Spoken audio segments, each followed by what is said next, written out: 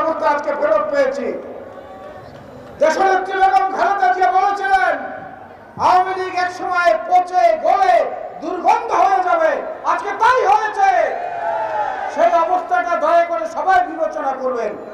এখানে ব্যক্তির কোন সরবরাহের কোনো কিছুকে আমরা কিন্তু সহ্য করব না।